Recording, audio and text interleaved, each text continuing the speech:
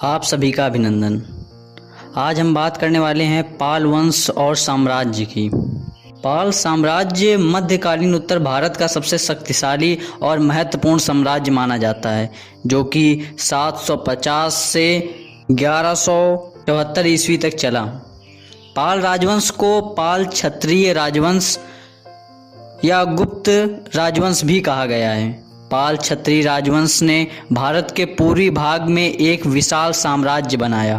पाल वंश के शासकों का साम्राज्य विस्तार समस्त बंगाल, बिहार से लेकर कन्नौज तक था। धर्मपाल के लखीमपुर अभिलेख में वर्णित है कि जनता ने मत्स्य न्याय अर्थात बड़ों द्वारा छोटों का शोषण से दुखी होकर गोपाल नामक सेनापति को अपना राजा चुना। पाल वंश का संस्थापक गोपाल था। पाल राजाओं के काल में बौद्ध धर्म को बहुत बढ़ावा मिला।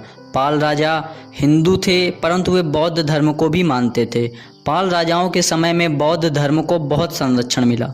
पाल राजाओं ने बौद्ध धर्म के उत्थान के लिए बहुत से कार्य किए, जो कि इतिहास में अंकित हैं। पाल राजाओं ने हिंदू धर्म को आगे बढ़ाने के लिए शिव मंदिरों का निर्माण करवाया और शिक्षा के लिए विश्वविद्यालयों का निर्माण करवाया।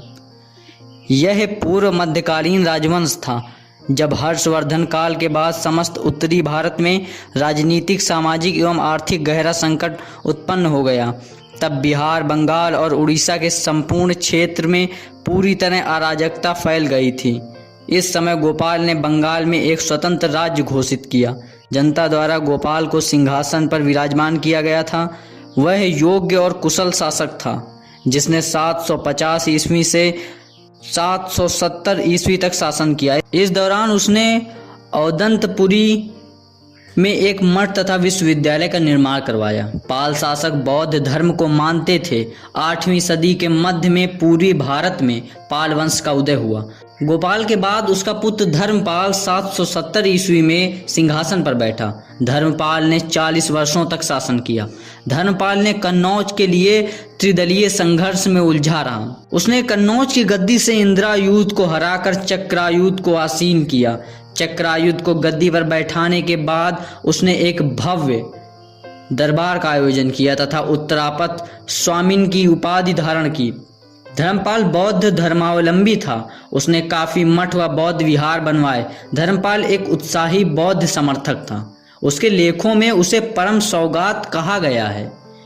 उसने विक्रमशिला व सोमपुरी प्रसिद्ध विहारों की स्थापना की। भागलपुर जिले में स्थित विक्रमशिला विश्वविद्यालय का निर्माण करवाया था।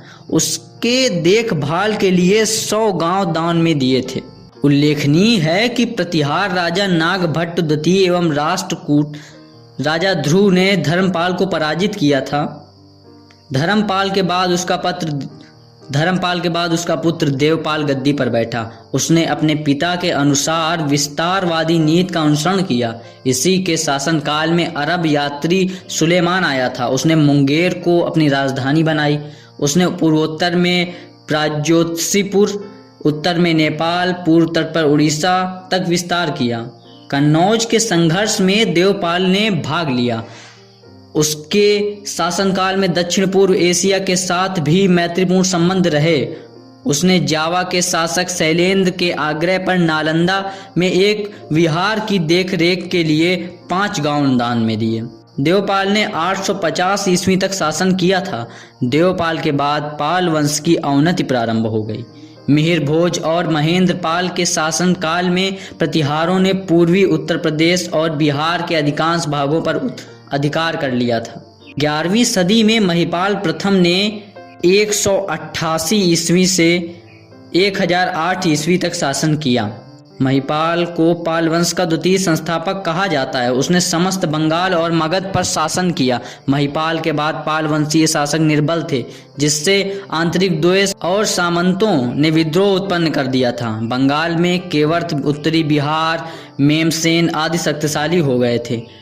रामपाल के निधन के बाद गहड़वालों ने बिहार में शाहाबाद और गया तक विस्तार किया था। सेन शासकों वल्ला सेन और विजय सेन ने भी अपनी सत्ता का विस्तार किया। इस अराजकता के परिवेश में तुर्कों का आक्रमण आरंभ हो गया।